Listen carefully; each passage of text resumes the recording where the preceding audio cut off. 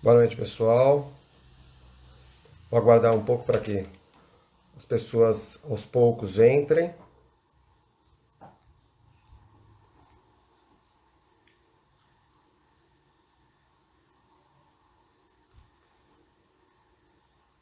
Boa noite a todos. Sejam bem-vindos a mais uma live.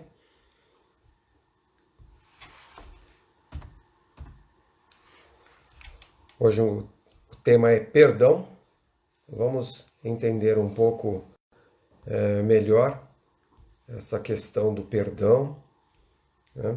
Eu não me proponho a falar sobre como, como perdoar, os passos para o perdão ou coisas desse tipo. Não é realmente a minha intenção.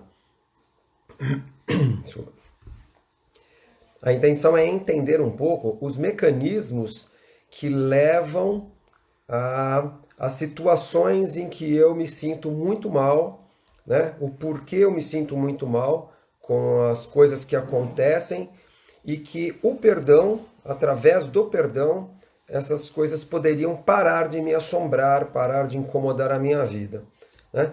São muitas as causas que podem levar à necessidade do perdão, né? Como meio de libertação da minha vida, né?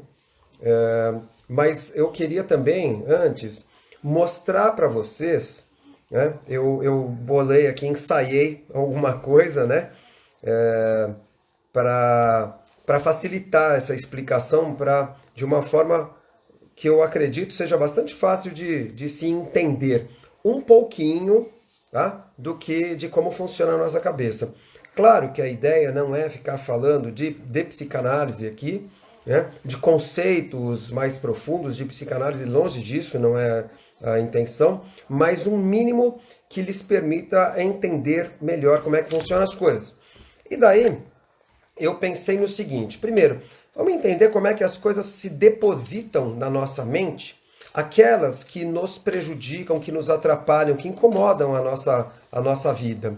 Então eu vou mostrar para vocês aqui da seguinte forma. Primeiro, eu quero dizer que a minha cabeça, né, a minha mente, eu posso, para fins didáticos, para fins de compreensão, eu posso dividi-la em partes.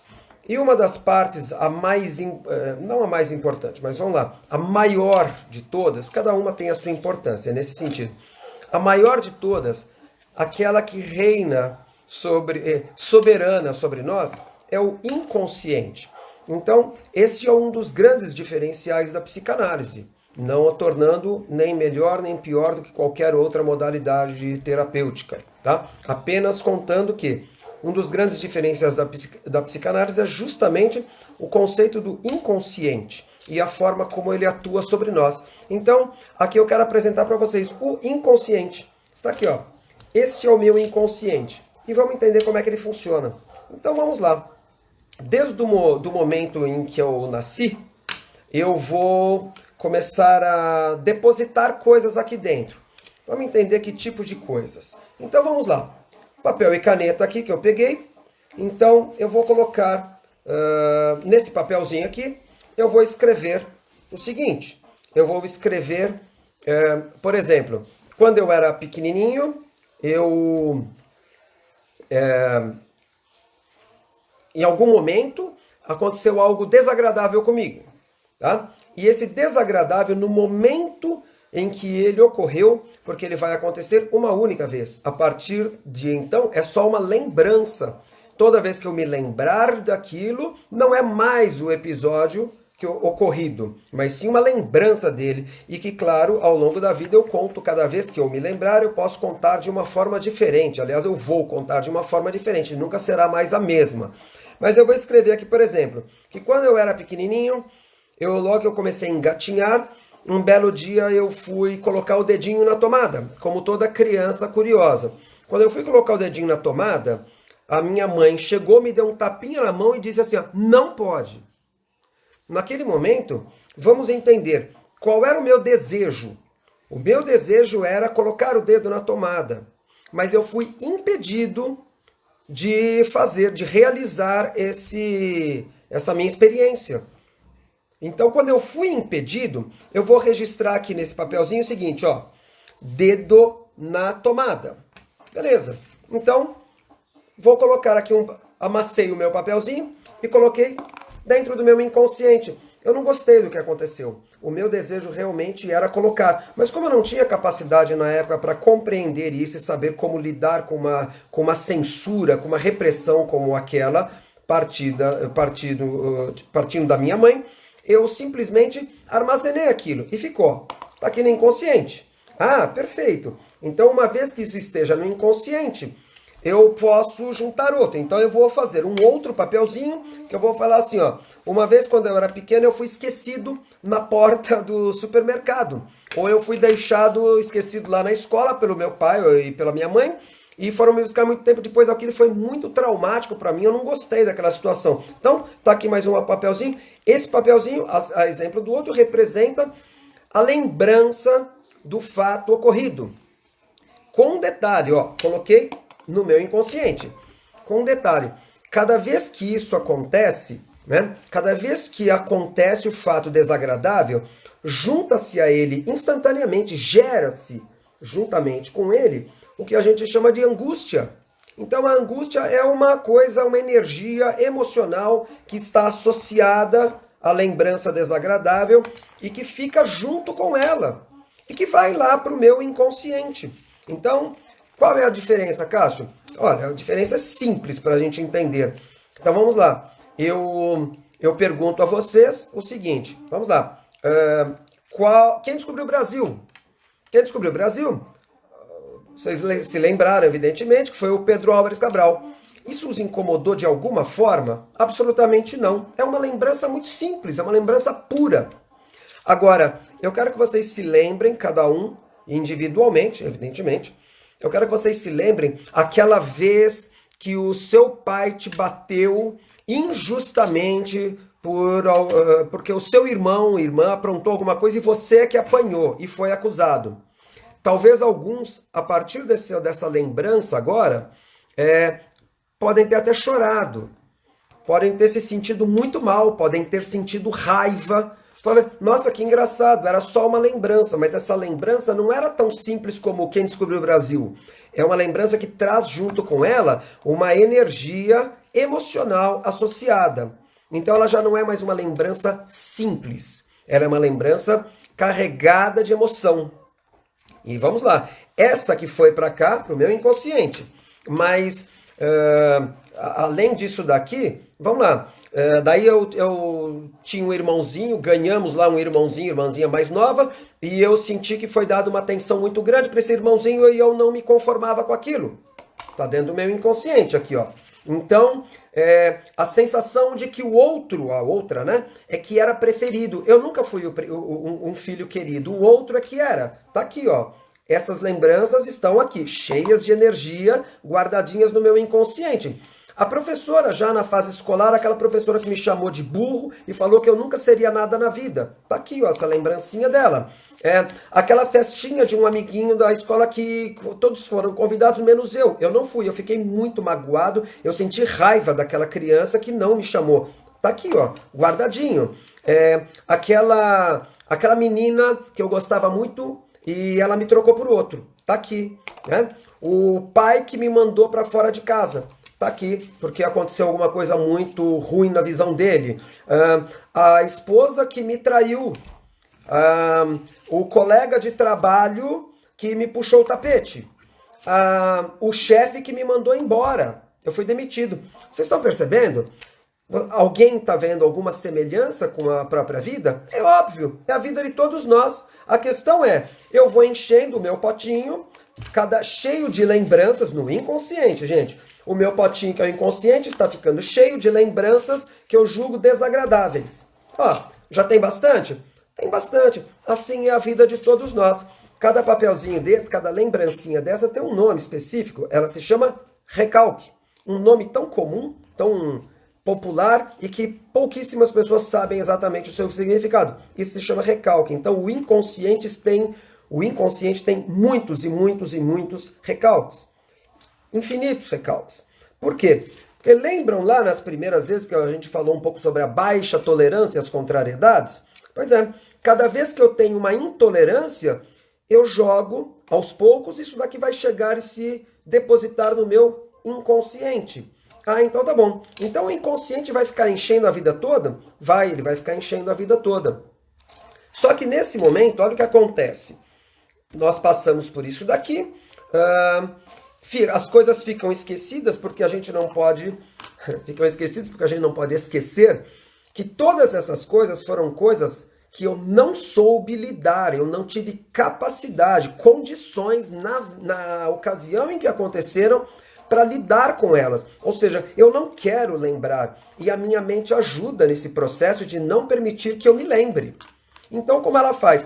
Ela coloca aqui, eu vou chamar de uma tampa. Essa tampa representa aquilo que impede que tudo isso daqui retorne para a minha consciência e me cause um sofrimento, porque cada vez que essas coisas voltam, a angústia volta junto. Ah, então o problema da lembrança não é a lembrança em si, é a angústia que ela gera em mim. Quer dizer, é novamente uma situação desagradável. Quantos de nós, né, ou todo mundo, gente, quantas vezes, é isso que eu iria dizer, se lembram de coisas, de fatos lá do passado e que causa um aborrecimento, uma amargura, uma raiva, um sentimento ruim. É normal, é assim que funciona a nossa mente. Agora, eu coloco a tampa justamente para impedir. Agora, há retornos involuntários do inconsciente? Então, deixa eu tirar a tampa mais um pouquinho. Então, de repente, eu estou assistindo um filme e aquele filme me traz uma lembrança. Eu guardei no inconsciente, mas me trouxe uma lembrança. Tá bom, eu lembro daquilo ali, aí eu vou deixar que ela se vá novamente. Eu estou lendo um livro e aquele livro evocou uma lembrança que está aqui. Eu estou ouvindo uma música, ouvi uma música que, puxa, tocava na minha adolescência. Né? Na adolescência, naquela época que a menina me trocou pelo meu amigo lá, ela preferiu ficar com ele. Então, eu lembro disso? Então, eu lembro. São lembranças involuntárias que acontecem, elas vêm e todos nós, várias vezes, lembramos de coisas lá do passado e que nos causam algum incômodo, né? Nos causam algo desagradável novamente. Mas vamos lá. Enquanto eu estou com essa tampa aqui impedindo que essas coisas voltem, porque acreditem, elas querem voltar, para que você lide com elas. Mas eu não quero lidar, então eu bloqueio. Esse bloqueio funciona 24 horas por dia, 365 dias por ano. É o tempo todo, funcionará a vida toda. Exceto em algumas condições especiais, como, por exemplo, uma doença mental em que a pessoa desconecta do mundo. Então, todas essas coisas voltam. E ela, para não sofrer, ela se desconecta. Mas isso é um outro caso. Vamos lá. É uma situação que não é de todos vocês que estão aqui assistindo, né? Senão não estariam. Mas vamos lá. Nesse momento que esse potinho está aqui pela metade, a minha vida tá boa? Tá boa. Eu trabalho, eu faço churrasco, eu viajo para a praia, eu vou ao cinema, eu namoro com a minha esposa, eu faço qualquer coisa, eu estou vivendo a minha vida. Tem coisas aqui guardadas? Tem. Elas me incomodam? Pouco. Eu consigo viver bem a vida com elas. Mas, olha o que acontece. Vamos supor agora que o nosso pote encha até a boca, tá? Então, de repente, o meu pote se encheu. Opa! É possível? Sim. Vamos lá, é um modelo didático. Olha como já está mais difícil tampar. Mas ainda assim, ele está tampado. Eu estou impedindo que as coisas voltem. Só que nesse momento, o pote representa uma energia que eu também gasto, que não é física, é mental, para manter represados, engaiolados lá no inconsciente, todas aquelas coisas com as quais eu não sei lidar. Elas querem voltar e eu não permito. Só que agora o pote está cheio. Está tão cheio que eu estou gastando tanta energia para ficar aqui, que nessa situação, por exemplo, eu estou com depressão. Significa que com esse pote cheio, quando alguém fala, Cássio, vamos fazer um churrasco? Não quero fazer churrasco. Vamos ao cinema? Não vamos ao cinema. Vamos à praia? Eu não vou à praia, eu não trabalho, eu não namoro mais. Eu posso chegar a, dependendo da intensidade que está isso daqui, meu mundo se reduz a uma cama e eu de lá não saio mais. Eu já não faço mais nada. Eu já vi situações muito graves, muito severas, depressões muito severas em que a pessoa se restringia a uma vida tão pobre, tão primitiva, que não tomava mais banho, ou não se alimentava, ou não tinha cuidados próprios, que dirá com outros, né? Então, é uma situação comum? Infelizmente, sim. Mas é só para que vocês entendam como é que ela funciona. Tá bom. É possível que o pote se encha ainda mais? É possível. E ele começa a fazer com que eu não tenha condições mais de tampá-lo? Sim. E algumas coisas começam a escapar dele? Sim. Essas coisas que escapam voltam para o consciente? Voltam. Só que elas voltam e elas são desejadas? Não. Eu sei lidar com elas? Não, senão elas não estariam aqui. Aí quando elas começam a voltar, a minha tampa vai me ajudar. Ela vai deformar essas coisas para que eu não as compreenda. Essas deformações se chamam sintomas. Então, no momento em que o meu pote está tão cheio e começam a voltar coisas, eu posso apresentar uma fobia, eu posso apresentar uma crise de pânico, né? Estou falando nomes que são muito comuns, né? As pessoas hoje em dia ouvem, veem isso. Então, eu posso começar a ter pânico? Posso. Eu posso ter toques, né? É uma linguagem da psiquiatria, o toque, o transtorno obsessivo e compulsivo. Posso começar a apresentar toques. É uma forma da minha tampa que me protege a parte consciente, não permitir que essas coisas indesejadas cheguem até o meu consciente e me causem um mal maior. Então ela deforma. É verdade, assim funciona. Claro, são situações mais graves. Tem outro jeito de voltarem lembranças que estão aqui e que, na verdade, todos nós passamos todos os dias? Sim. Quer ver um negócio? Essas coisas querem voltar. Aí chegou a hora que eu vou dormir. Eu vou dormir. Quando eu durmo, a minha tampa, ela afrouxa um pouco. Ela parou de funcionar? Não, ela não parou, mas ela afrouxa um pouco. Então, mesmo com um potinho mais vazio, tá? Normal da vida, ela permite que durante o sono algumas coisas comecem a voltar. Mas lembram-se que eu não quero lidar com essas coisas? Então não quero que elas voltem.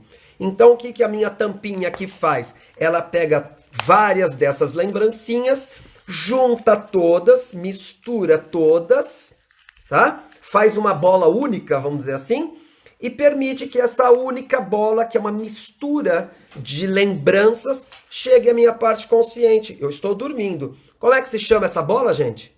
Sonho. Isso é um sonho. O sonho é uma condensação, que nós chamamos, de várias lembranças. Por isso que a gente fala assim, nossa, eu tive um sonho muito louco, misturei gente de diferentes lugares, diferentes épocas, nossa, que coisa doida. Que bom, o sonho foi feito para ser doido mesmo. Esse processo de condensação é para te proteger. Por isso que uma das coisas mais importantes para o psicanalista é o sonho. Eu peço aos pacientes, relate, anote seus sonhos e me conte. Por quê? Porque nossa função aqui, entre outras coisas, é começar a desassociar essas lembranças, separar no sentido, né, de separar umas das outras, para que elas sejam interpretadas, porque vocês se lembram que elas ficaram armazenadas, foram coisas que lá no início me causaram algum mal e eu não queria lidar com elas, elas são desagradáveis. Aqui tem desejos não realizados, aqui tem mágoas, aqui tem raiva, aqui tem humilhações, aqui tem o que vocês imaginarem, que eu não sei lidar. Então, o psicanalista, ele abre o papelzinho, né? Ele separa, ele abre os papeizinhos e fala, puxa, olha, isso daqui pode significar isso, aquilo, e nós vamos juntos, eu e paciente, construindo uma interpretação para o meu papelzinho que permita a pessoa entender o que aconteceu. Nossa, é assim que funciona? É assim que funciona. Ah, há uma ocasião que vale a pena dizer, nós falamos do adoecimento da mente, lembram-se lá numa live anterior? Então, vamos lá. Estou de novo com o meu pote cheio aqui, ó. Eu posso ter diferentes situações, não tem regra isso. Cada pessoa reage de um jeito, mas de acordo com uma característica de cada um, eu posso permitir que... Lembram-se que tem energia aqui dentro? Tem muita energia aqui dentro associada a essas coisas, só que no inconsciente essa energia está democraticamente espalhada aqui. Então, essa energia, de vez em quando, em função de uma característica de cada uma das pessoas, ela pode, a energia, ser descarregada para o corpo, ser descarregada para o sistema nervoso. E aí a pessoa começa a fazer sintomas orgânicos, não psíquicos, como o pânico, como a fobia ou toque, mas ela começa a fazer sintomas orgânicos. Então, me ataca um estômago, gera um câncer, me causa um diabetes, me causa uma dor de cabeça. Enfim, essa energia também escorre para o corpo e para o sistema nervoso. Tá bom, assim somos todos nós? Assim somos todos nós, gente. Então, guardem bem isso. Tem um monte de lembranças desagradáveis aqui e com energia associada. Ah, beleza. Então vamos continuar essa história aqui. Algumas pessoas falam assim, ai, eu perdoei, mas não esqueci.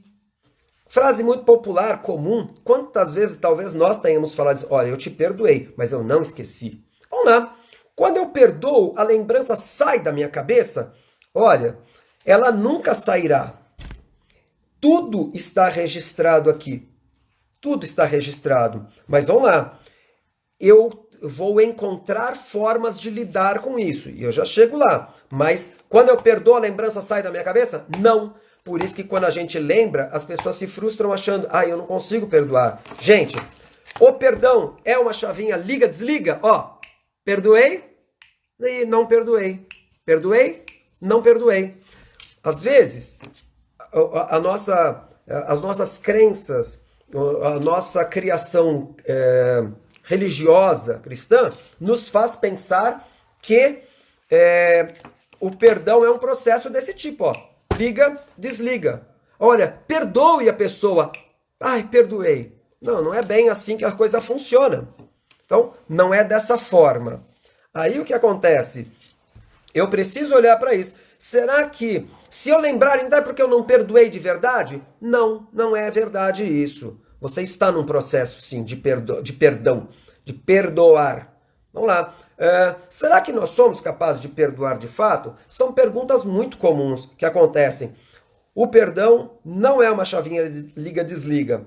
Olha, após episódios traumáticos, muitas vezes, o que mais torna difícil lidar é justamente com a angústia que retorna, porque cada vez que a lembrança vem, ela retorna. Eu extraí um trecho de um livro que eu vou ler para vocês aqui bem curtinho. Peço licença, quer ver? Um médico entrevistando para um trabalho vários pacientes que foram pacientes assim, ó. Prestem atenção nesse relato. Assim foi a vida de muitos dos judeus que conseguiram sair vivos dos campos de extermínio dos nazistas. Estavam razoavelmente bem e, de repente, tinham um sonho ruim e os dias que se seguiam eram de terror, como se o tempo fosse incapaz de apagar aquelas marcas e eles ainda estivessem sob o impacto das mesmas emoções vividas décadas atrás. Isso a gente está falando já de década de 90, essas entrevistas com pessoas assim. Perceberam? O cara tem um sonho e aquele sonho gera... Quem não acordou já aqui no amanhã ou durante a noite? Ai, tive um sonho horrível, que coisa... Nossa, e chora demais. Ou acorda e fica mal um dia inteiro por causa de um sonho que teve. Gente, o sonho é só um retorno desse material que nós chamamos de recalcado. E ele traz aquela energia, portanto, ele é capaz, absolutamente capaz de gerar a angústia. E isso vai nos perturbar muito. Para que eu estou falando isso? Para que vocês entendam essa história de por que eu me sinto mal com determinadas lembranças, por que eu me sinto mal com determinados sonhos e assim por diante. Então vamos lá. Há casos em que a gente diz assim, por exemplo, Cássio, eu não me perdoo. Tudo bem. Uma coisa é eu pensar no perdão para fora, outra coisa é eu pensar no perdão para dentro, vamos dizer assim. Então, eu não me perdoo.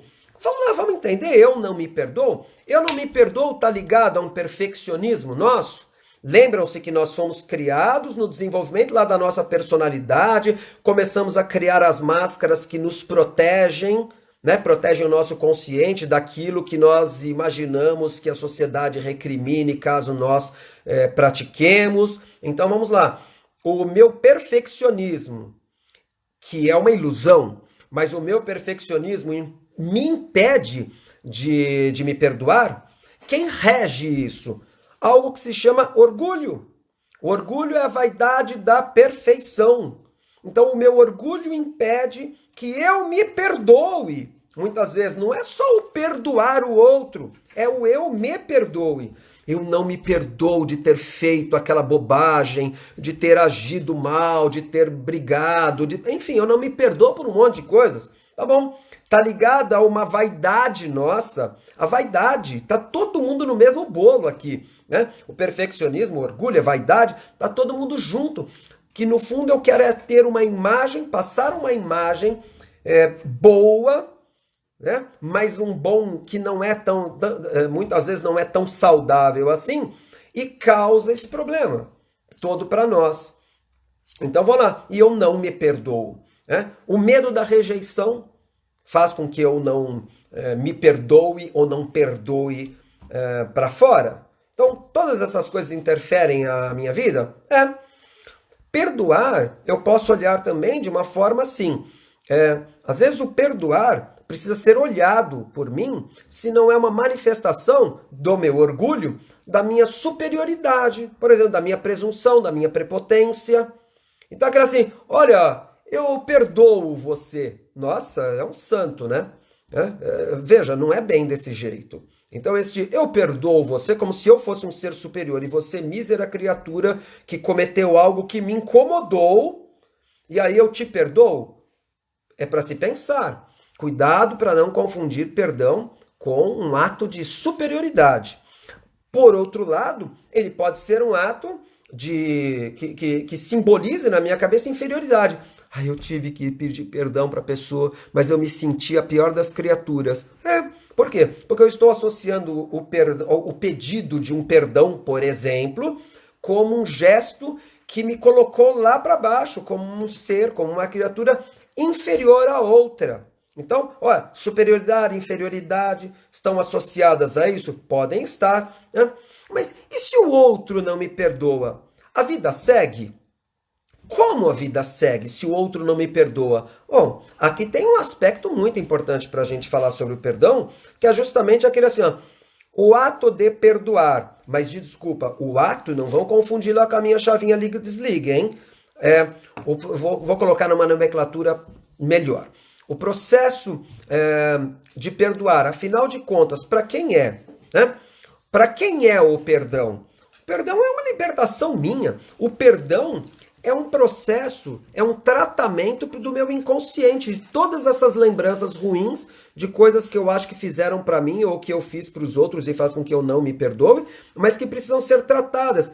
Isso daqui, gente, não é chavinha liga e desliga. Então, a principal mensagem que eu queria colocar hoje para vocês, através desse nosso bate-papo, é justamente essa. Perdão não é chavinha liga e desliga. Perdão é processo.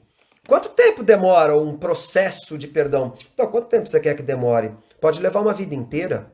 Eu posso levar uma vida inteira para chegar ao ponto de estar curado, vamos dizer assim. Eu não gosto muito dessa palavra na psicanálise, mas ao ponto de eu estar curado. O curado é liberto daquela angústia que me causa um mal cada vez que volta aquela lembrança. Daquela pessoa que me abandonou, que me trocou por outra, que me prejudicou, que me mandou embora, ou sei lá, todos aqueles exemplos que eu dei, né? O perdão, ele pode ter um outro perigo aqui, que é o perdão como um processo pelo medo de perder algo. Olha, eu vou perdoar, a pessoa, quer dizer, ele não é sincero. Eu vou perdoar ou eu vou pedir o perdão aqui porque eu tenho medo de perder. Eu tenho ganhos que eu não quero abrir mão, né? Mas ele também pode ser de uma forma mais legítima, mais genuína, o resultado de um arrependimento.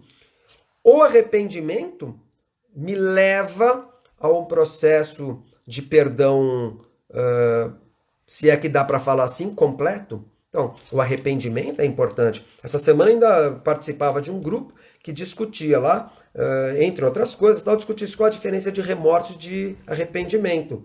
E o arrependimento inclui um remorso, mas quem me eleva, quem me faz me tornar uma pessoa melhor é o arrependimento e não o remorso. Eu posso ficar sentindo remorso a vida inteira e não tomar nenhuma providência, não fazer nada com aquilo e continuar sofrendo, né?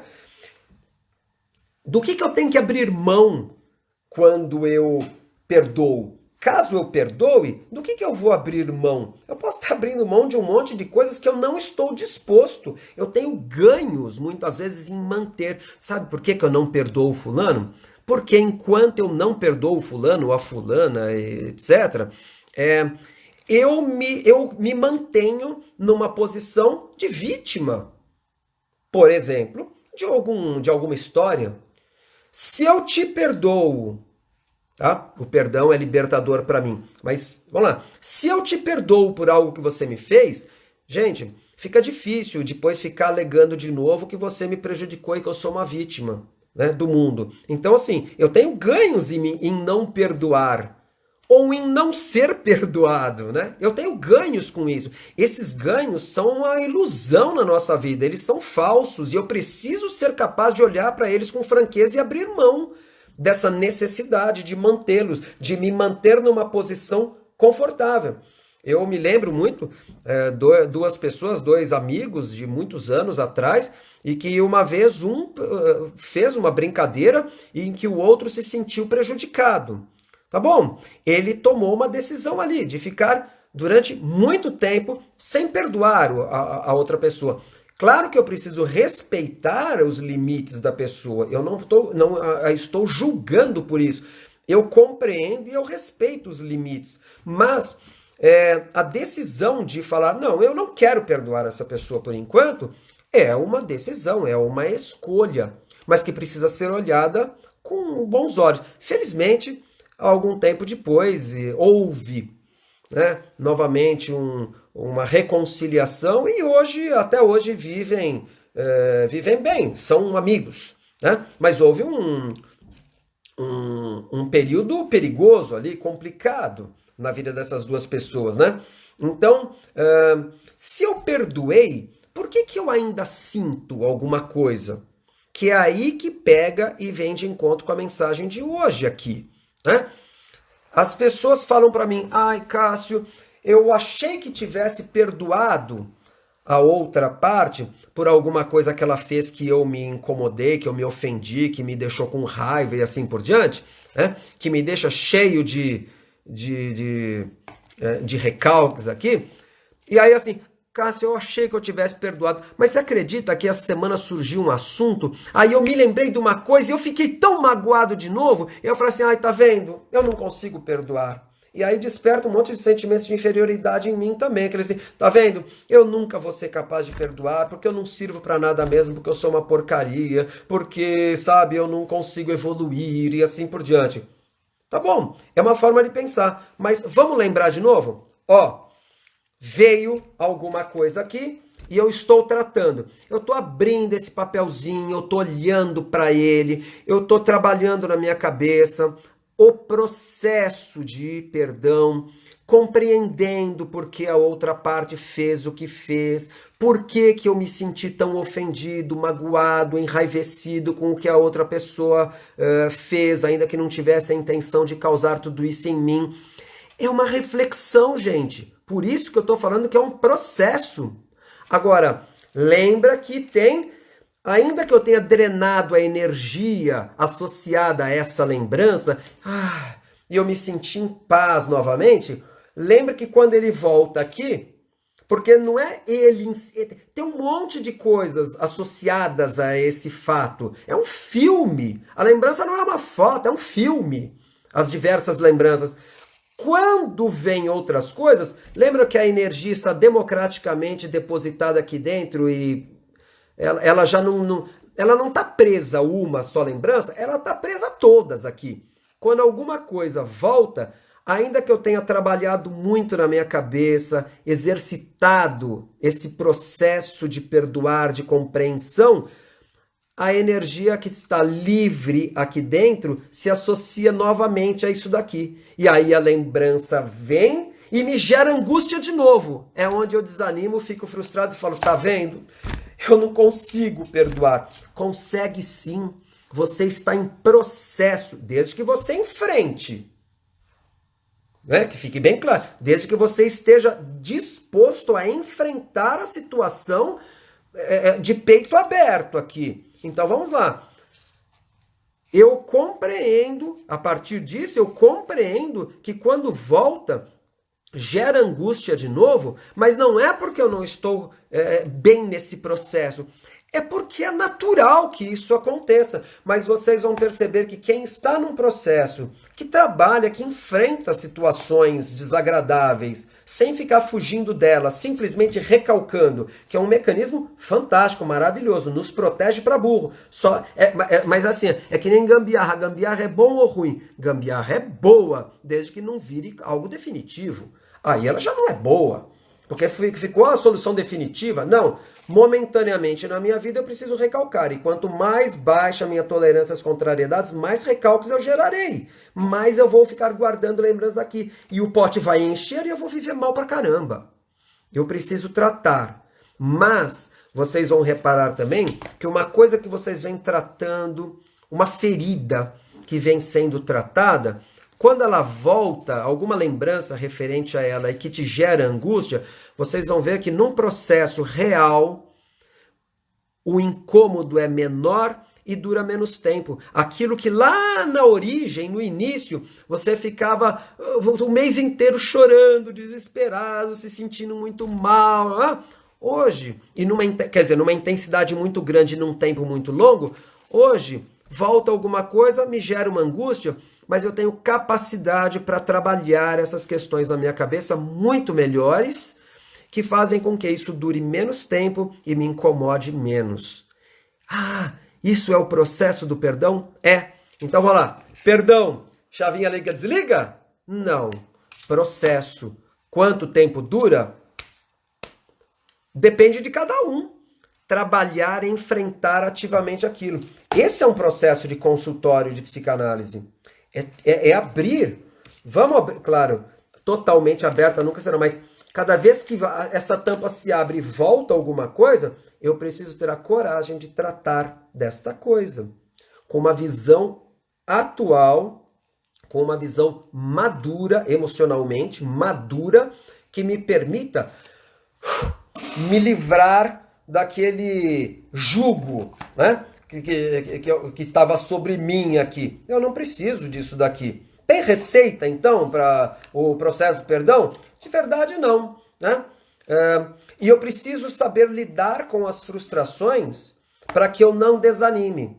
Então persistência, não desanimar, saber lidar com as frustrações cada vez que voltam lembranças de coisas que vocês já cansaram de trabalhar na cabeça de vocês, enfrentando honestamente e incomodam. Não desanimem. Esse é o processo do perdão.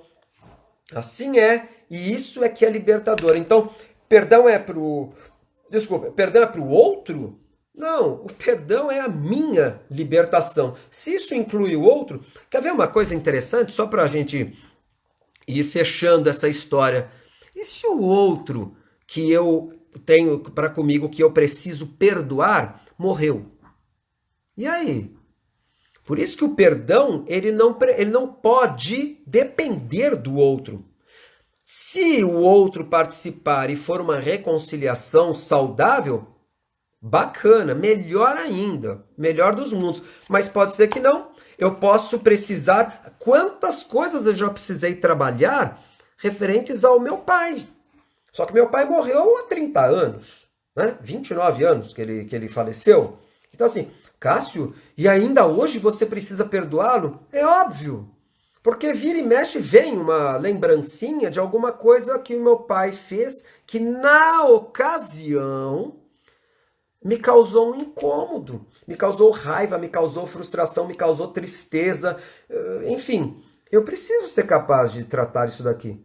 Eu preciso ser capaz de liberar este perdão através deste processo para o meu pai, para ele, sei lá, mudar de nível onde ele estiver. Não sei como é que funciona essa história. Eu preciso ver como é que funciona para mim. Então, é o processo de trabalhar a mim mesmo. É isso que a gente precisa. Fechado, gente? Tranquila essa história? Depois que a gente tiver dúvidas ou quiser conhecer um pouco mais deste processo do nosso aparelho, que a gente chama de aparelho psíquico na psicanálise, né? Fala comigo. Terei o maior prazer em explicar. A sugestão de atividade. É até óbvia, né? Vamos lá. Quem eu preciso perdoar? Que eu sinto que eu ainda não consegui. Quem?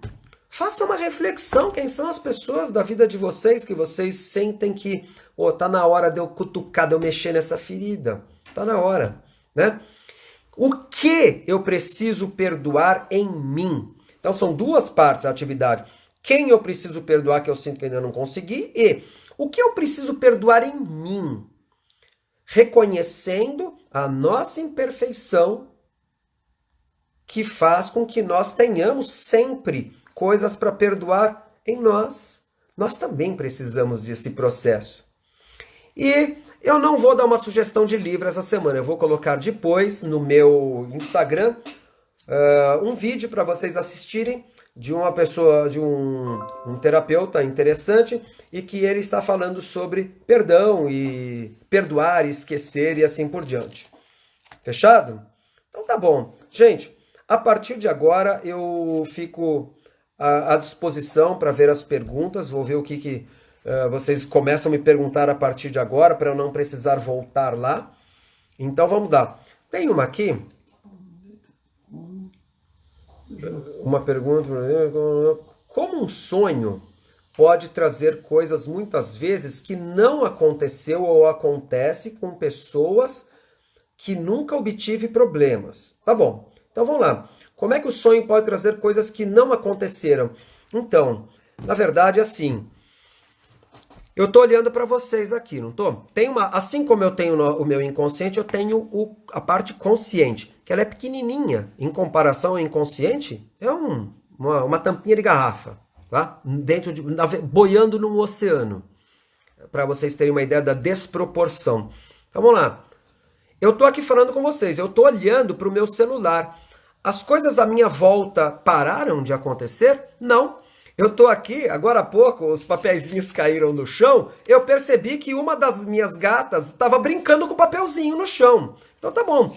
Ela está brincando com o papelzinho, tem alguma coisa acontecendo, pode passar uma mosca voando, mas a minha concentração, ou a minha atenção, perdão, ela está só na telinha. Tudo que acontece à volta está acontecendo. A minha mente está registrando isso, mas a minha capacidade de percepção ela é muito reduzida. A capacidade do ser humano de perceber ela é muito pequena. Então você pode achar que está sonhando com coisas que não aconteceram, mas elas podem ter acontecido. E veja, é muito complexo esse assunto sonho, tá? São coisas que às vezes eu vejo no dia, elas parecem que passam despercebidas, mas elas ficaram registradas. Também eu posso estar sonhando, que nem uma pessoa me conta um sonho onde ela via duas pessoas lutando até a morte. E na minha interpretação fala assim, então, essas duas pessoas que lutavam até a morte não eram as duas pessoas que ela pensava que fossem, né? Ela olhou, ela viu que eram aquelas pessoas. No fundo, era ela lutando. Quer dizer, são projeções que acontecem, né? Então, assim, não é, na verdade, coisas que não aconteceram. Sim, aconteceram, e muitas delas estão lá e você não tem a menor ideia. Aliás, gente, o conteúdo do inconsciente é impressionante, porque há coisas aqui que nós não temos a menor condição, de verdade, nós não temos a menor condição de ter consciência. Então não se iludam, o potinho nunca se esvaziará, mas eu preciso esvaziá-lo o suficiente para ele não roubar a minha energia e me permitir viver de uma forma saudável, me relacionar com as pessoas, trabalhar, enfim, viver a vida, né? Outra pergunta, por que eu quase não sonho, não consigo sonhar? Não consegue sim, você sonha absolutamente todas as noites, esse retorno do recalcado acontece o tempo todo, com materiais resíduos do dia, ele acontece. E segundo os especialistas, pessoas ligadas à neurociência, nós sonhamos de 3 a 5 sonhos diferentes por noite. A questão é que, quando eu acordo, alguns processos... Bom, a minha tampinha aqui, ela não me permite muitas vezes lembrar, porque eu não estou em condições de lembrar o conteúdo daquele sonho. Então, porque ele é ainda muito forte para que eu tenha contato com ele de uma forma saudável. Fora isso, quando eu acordo, tem até formas de você lembrar do sonho, mas eu não vou entrar nesse detalhe aqui. Mas quando você acorda, quando você começa o movimento, né, você sai da cama, você até estava lembrando, quando você sai da cama, começa por uma questão de hormônios, eu não vou lembrar qual, que começa a trabalhar no corpo e tal, e faz com que você apague aquela lembrança do sonho. Então, você sonha, o lembrar é outra história, né? E que muitas pessoas falam assim, nossa, Cássio, eu nunca lembro de sonhos. É muito comum, absolutamente comum, né? Assim como assim, nossa, eu tive um sonho, foi muito, mas agora eu não consigo lembrar. Também esse esquecimento tá ligado à ação dessa censura, que é a minha tampa, né? Mas, além do processo orgânico, eu estou olhando por um ponto de vista e a neurociência olha por outro. No fundo, é a mesma coisa aqui, tá? Então, essas são questões importantes, mas assim, você sonha assim. E o sonho, geralmente na grande maioria das vezes, ele acontece numa das fases do sono, que a gente chama de sono REM. REM vem de movimento rápido dos olhos, é quando a pessoa... uma fase do sono que não é tem uma fase de ondas lentas, onde você dorme profundamente e depois você entra e vai. Esse ciclo acontece algumas vezes durante a noite, durante o seu sono. Você pode dormir de dia, né? O sono REM é aquele sono em que o cérebro entra em atividade de novo para te preparar para o despertar. A questão é que há um inibidor do cérebro para que você não saia andando, se movimentando, embora a gente tenha os casos de sonambulismo, né? Mas o cérebro está numa baita atividade novamente para te preparar para o teu despertar. E geralmente é nessa fase em que a gente sonha, tá? É interessante perceber a diferença, porque se você acorda quando você está naquela fase do cérebro de ondas lentas, é aquela coisa que você acorda, você não sabe nem onde você está. Assim, nossa, o que está acontecendo? Você fica totalmente perdido. Você acordou na hora errada. Acordou na fase errada do teu sono. E aí te causa essa perturbação e você não sabe nem o que está acontecendo. Se você acorda no momento do sono REM, que é o ideal, né?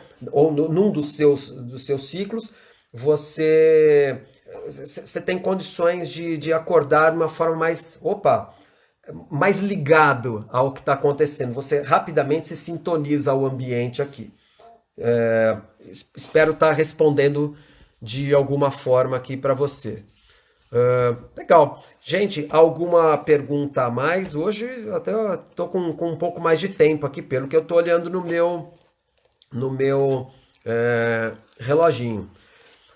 Enquanto não entra outra pergunta, algumas outras curiosidades aqui. O nenezinho quando nasce, né? Porque lembra que lá na primeira live eu falei da origem das coisas, né? E eu acho importante. O nenê quando nasce, ele não tem a parte consciente, ele só tem o inconsciente. Então é por isso que a gente não pode esperar de um nenê, e mesmo maiorzinho já, a criança, é difícil esperar, difícil não, a gente não deve esperar dela que ela tenha a capacidade de elaborar as coisas. Então, se a criança está no berço chorando porque ela tem fome, mas ela ainda está numa fase em que ela não fala nem nada, gente, não dá para a criança falar assim, ai, mamãe está demorando um pouco, eu tô com uma fome de lascar, mamãe está demorando um pouco, mas ela deve estar tão ocupada, mamãe trabalha tanto. Não, a criança simplesmente ela reage, ela é puro inconsciente aqui. A gente chama um outro nomezinho também, mas esse daqui vai ficar legal. Cássio, você vai disponibilizar o YouTube? Vou sim. Eu estou em dívida até com vocês. Os últimos eu não coloquei, mas eu vou colocar todos no YouTube, estarão disponíveis sim.